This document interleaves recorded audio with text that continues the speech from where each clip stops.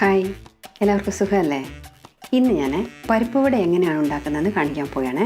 നമ്മുടെ നാട്ടിലെ തോരപ്പരിപ്പ് കൊണ്ടാണല്ലോ സാധാരണ വട ഉണ്ടാക്കാറുള്ളത്. ഞാനിവിടെ കടലപ്പരിപ്പ് കൊണ്ടാണ് വട ഉണ്ടാക്കുന്നത്. ഇതാണ് കടലപ്പരിപ്പ്. ഞാൻ ഈ കടലപ്പരിപ്പ് 4 മണിക്കൂർ വെള്ളത്തിലിട്ട് കുതിർത്തെടുത്തതാണ്. ഇനി വട ഉണ്ടാക്കാൻ എന്തൊക്കെയാണ് ആവശ്യമെന്ന് നമുക്ക് നോക്കാം. കടലപ്പരിപ്പ് 250 ഗ്രാം, സവാള 2 എണ്ണം കനം കുറച്ചരിഞ്ഞത്, വെളുത്തുള്ളി 7 അല്ലികൾ, ഇഞ്ചി ഒരു ചെറിയ കഷ്ണം, ഉപ്പ് ആവശ്യത്തിന്, കറിവേപ്പില ഒരു തണ്ട്, മല്ലിയില ഒരു പിടി, കറുവപ്പട്ട ഒരു ചെറിയ കഷ്ണം, ഗ്രാമ്പു 4 എണ്ണം, പച്ചമുളക് 4 എണ്ണം, എണ്ണ വറുക്കാൻ ആവശ്യത്തിന്. ഞാനിവിടെ ഒരു മിക്സി ജാറിലേക്ക് കറുവപ്പട്ടയും ഗ്രാമ്പുവും ഇഞ്ചിയും വെളുത്തുള്ളിയും ഇട്ട് കൊടുക്കുകയാണ്. കൂടെ തന്നെ 2 ടീസ്പൂൺ കടലപ്പരിപ്പും ചേർത്ത് നമുക്കിതൊന്ന് അരച്ചെടുക്കണം. ഇതിപ്പോൾ ഒരുവിധം ഒന്ന് അരഞ്ഞിട്ടുണ്ട്. ഇനി ഇതിലേക്ക് നമുക്ക് പകുതി പരിപ്പ് വീതം ഇട്ട് ഒന്നുകൂടി ഒന്ന് അരച്ചെടുക്കണം.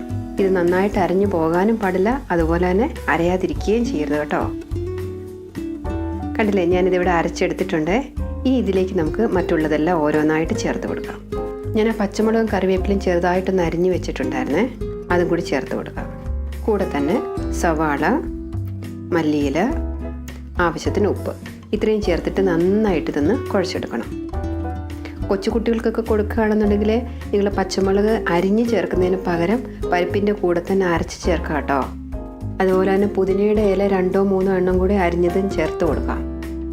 ഇതിപ്പോൾ ഞാൻ നന്നായിട്ടൊന്ന് കുഴച്ചെടുത്തിട്ടുണ്ട്. ഇനി നമുക്ക് വട ഉണ്ടാക്കി തുടങ്ങാം. ഞാനിവിടെ ഒരു ചീനിച്ചട്ടിയിൽ കുറച്ച് എണ്ണ ഒഴിച്ച് ചൂടാകാൻ വെച്ചിട്ടുണ്ട്.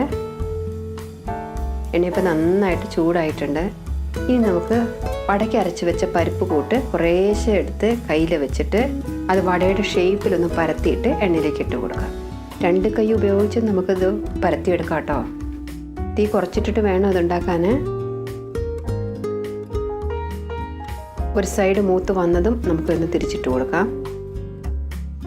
നിങ്ങൾ ആദ്യമായിട്ടാണ് എൻ്റെ ഈ വീഡിയോ കാണുന്നതെന്നുണ്ടെങ്കിൽ സബ്സ്ക്രൈബ് ചെയ്യാൻ മറക്കരുത്. ഇപ്പോൾ ഇത് റെഡി ആയിട്ടുണ്ട്. നമുക്കിത് എണ്ണയിൽ നിന്ന് എടുത്ത് മാറ്റാം. അപ്പോൾ നമ്മുടെ പരിപ്പ് വട ഇവിടെ റെഡി ആയിട്ടുണ്ട്. നല്ല മണവും നല്ല രുചിയുള്ള ഒരു പരിപ്പ് വടയാണിത്. നിങ്ങളെല്ലാവരും ഇത് ഉണ്ടാക്കി നോക്കണേ. നിങ്ങൾക്ക് ഈ വീഡിയോ ഇഷ്ടമായെന്നുണ്ടെങ്കിൽ ലൈക്ക് ചെയ്യാൻ മറക്കരുത്. അതുപോലെ തന്നെ ഷെയർ ചെയ്യാനും സബ്സ്ക്രൈബ് ചെയ്യാനും മറക്കരുത്.